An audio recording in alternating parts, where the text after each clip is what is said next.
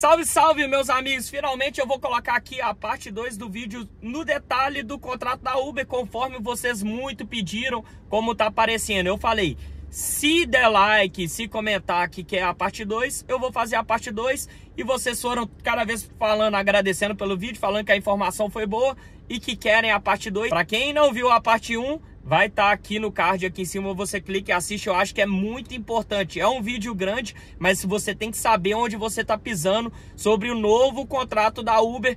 Todos nós deveríamos saber isso no detalhe, e eu destrinchei o contrato aqui para você. E vamos dar sequência aqui na parte 2. Eu vou continuar lendo o contrato e dando ele em detalhes aqui para você. E vamos para o primeiro detalhe aqui do contrato. Muita gente sofre isso nas cidades, que é em questão de você rejeita algumas corridas, ela te deixa offline. Isso não acontece na minha cidade de Belo Horizonte, mas algumas cidades acontece. Parece que é uma decisão regional e isso tá no contrato da Uber, se liga. Além disso, o cliente reconhece que rejeitar ou ignorar de forma recorrente as solicitações do usuário por serviço de transporte enquanto se está online no aplicativo de motorista, ou ainda cancelá-la após aceitá-las de forma recorrente, gera uma experiência negativa para o usuário e pode prejudicar o funcionamento da plataforma.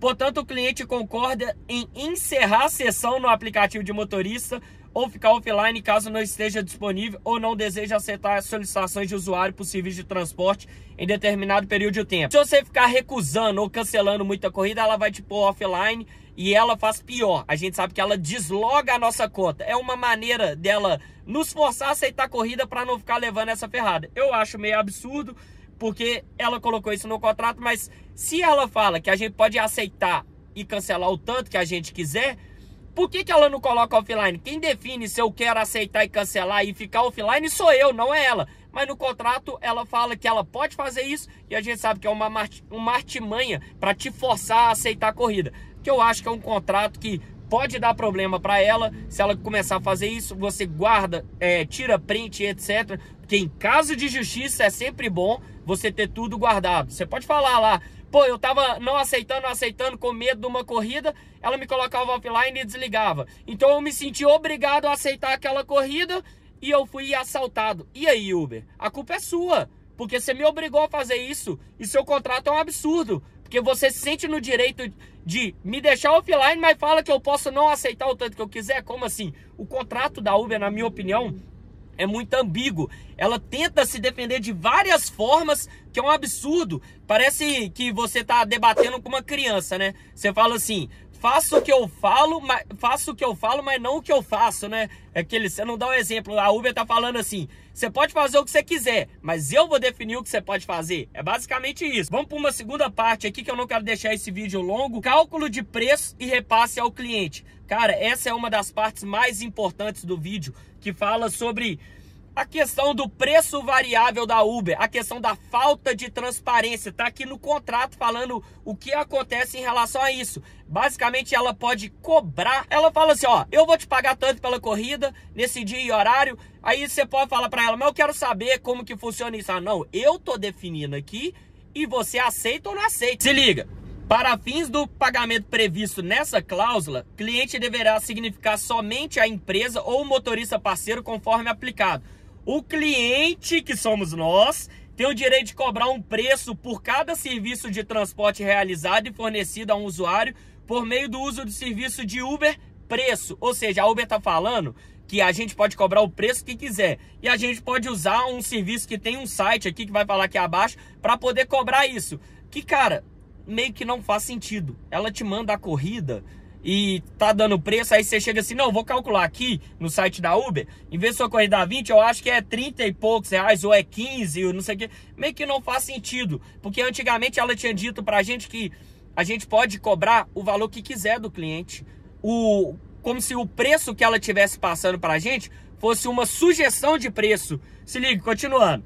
O preço deverá ser calculado por meio de um valor base, mais um valor baseado na distância percorrida, conforme indicado pelo Uber, utilizando serviços de localização habilitados por meio do dispositivo, e ou valores baseados em tempo, conforme detalhado em. Aí nesse site aqui, você pode meio que estimar quanto você pode cobrar do cliente, o que pode ser modificado ou atualizado pela Uber para o território aplicado em tempos em tempos. Aí a gente volta no que eu tinha dito antes. Ela basicamente falou que a gente pode cobrar da forma que a gente quiser, com base num preço base, valor de tempo e distância. Ou a gente pode usar o aplicativo dela, que vai dar o preço que o cliente está pagando, basicamente. Cara, pra mim, isso aqui meio que fede um pouquinho. Você imagina você cobrando preço diferente do cliente? Às vezes o cliente reclama com a Uber que o preço deu diferente do que tinha aparecido para ele, e a Uber te tira esse dinheiro.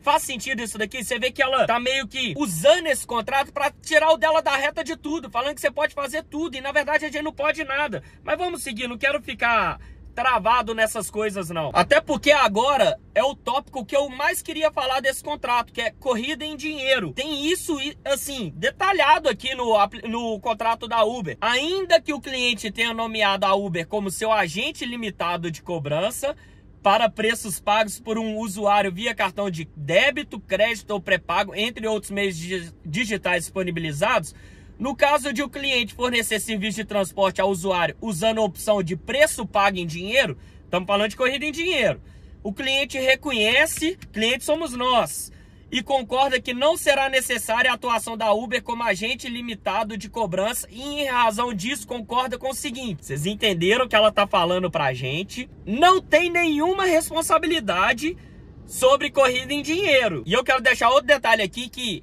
aquela opção de jogar para a próxima, não existe garantia que você vai receber. Eu sempre deixo isso claro. A Uber ainda limita o seu uso, pode ser por dia, por semana. Ela limita valor, que normalmente é R$50, ou seja, se a corrida der maior que R$50, você não consegue jogar para a próxima. Mas vamos ver o que ela fala aqui. O usuário pagará ao cliente diretamente, ao invés de pagar utilizando o aplicativo móvel Uber ou a plataforma de tecnologia digital. Beleza, o cliente paga pra gente. B, o cliente nosso será o único responsável pela cobrança do preço pago em dinheiro de cada usuário, assim como ficará responsável por fornecer o troco correto para cada usuário, caso seja responsável. Único responsável. C, o cliente poderá manter o preço pago em dinheiro por sua própria conta em risco. Entretanto, o cliente reconhece e concorda que a taxa de serviço ainda será devida em contrapartida pela utilização do serviço Uber. Se não te pagar, é sua conta em risco. A Uber não tem responsabilidade e obrigação nenhuma de te reembolsar nada de corrida em dinheiro. Você é o único responsável. E o pior, ela ainda vai tirar a taxa dela. Mesmo se você não receber, ela vai tirar a taxa dela. Cara, se atente ao resto do vídeo, que isso é muito importante. D, caso seja aplicável, o cliente será responsável pelo pagamento de todos os tributos existentes no território em relação ao preço pago em dinheiro e a taxa de serviço, e quando aplicável, a taxa de serviço deverá ser paga a Uber livre de quaisquer impostos aplicáveis. Se um dia o governo, alguma coisa, resolver cobrar de você alguma taxa da corrida em dinheiro, você paga a taxa e a Uber tira o dela livre. Sacou? Cara, chega a ser engraçado, velho. Chega a ser engraçado. Isso pra mim é muito sem noção. O que fala aqui basicamente é que se algum momento o governo, ou seja o que for, resolver cobrar alguma taxa e tributo e etc., você vai pagar essa taxa e ela tá livre desse tributo, cara. Não tem o que dizer. Não tem o que dizer. Esse contrato é muito... é sem noção. É uma coisa muito sem noção, unilateral. Mas vamos seguindo aqui, vamos falar sobre a mudança dos preços da Uber, o cálculo dos preços da Uber, como que ela pensa em relação a isso. Que também é outra... Cara, são muitos absurdos, mas se liga. Mudança no cálculo do preço. A Uber se reserva o direito de modificar o cálculo do preço a qualquer momento, a seu exclusivo critério, com base em fatores do mercado local, caso em que a Uber notificará o cliente, que somos nós, se tal modificação resultará em uma mudança no preço recomendado.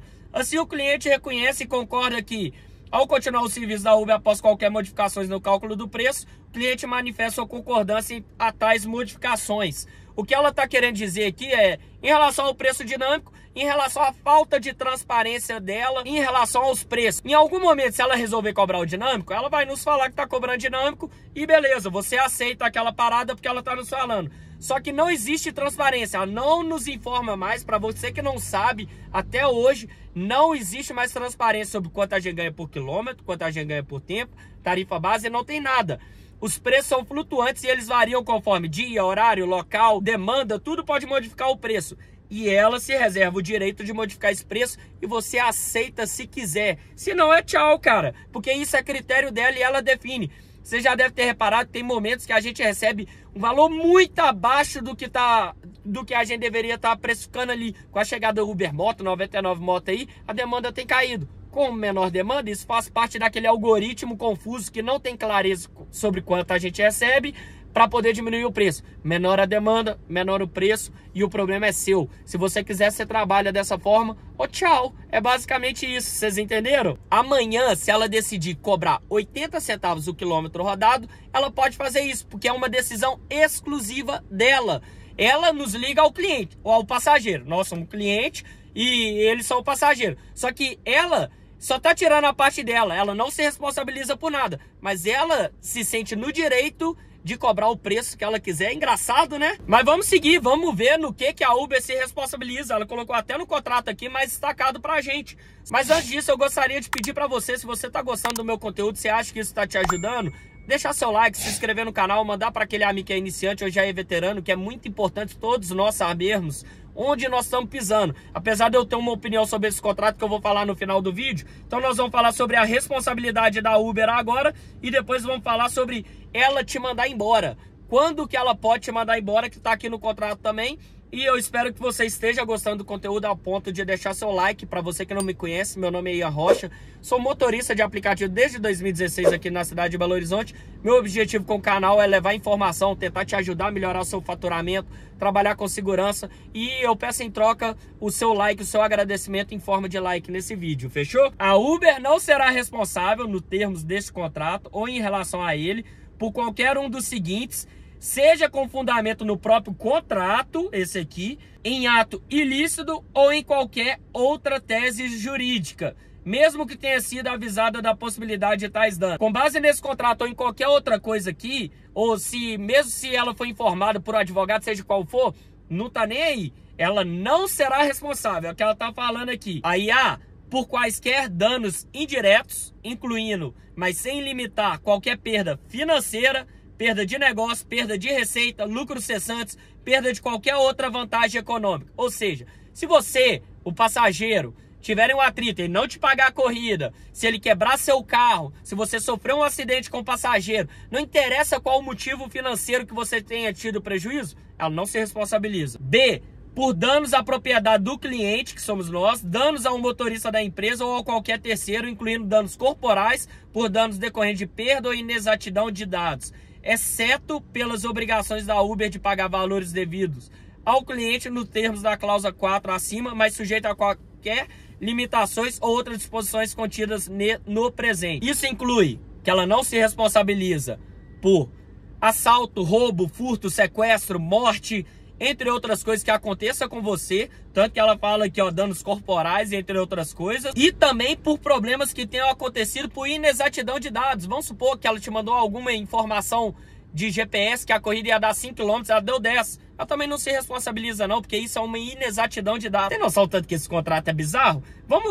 Eu vou nem dar mais minha opinião sobre essa responsabilidade da Uber. Vocês vão ver sobre rescisão, sobre o fato dela te mandar embora. Aonde que o buraco é mais embaixo, como que ela se sente no direito e como que você, se quiser sair, você não tem direito a nada. Se liga. Rescisão. E com isso eu vou fechar esse vídeo, beleza? A Uber poderá rescindir este contrato.